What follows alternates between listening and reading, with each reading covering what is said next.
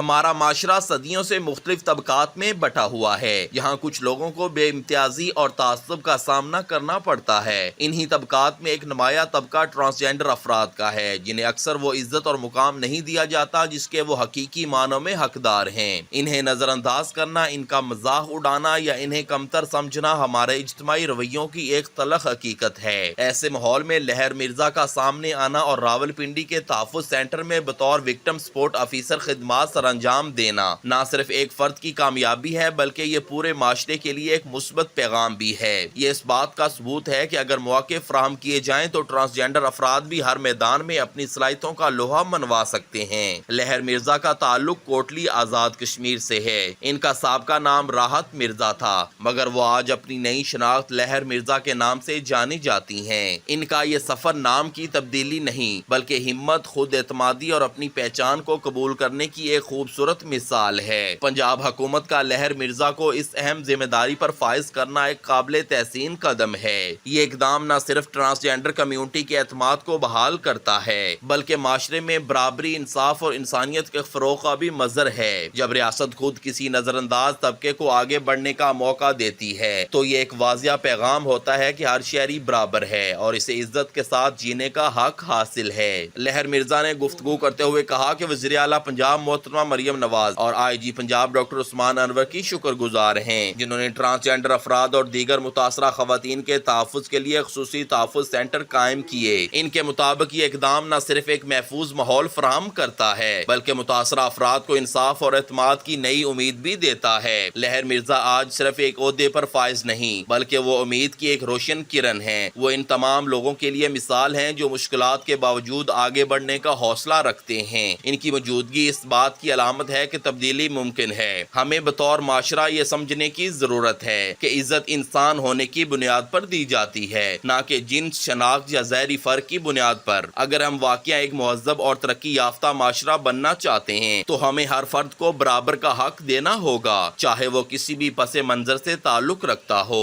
لہر مرزا کی یہ کامیابی ہمیں یہی سبق دیتی ہے کہ جب ہم نفرت کی بجائے قبولیت کو اپنائیں گے تو نہ صرف افراد بلکہ پورا معاشرہ ترقی کرے گا۔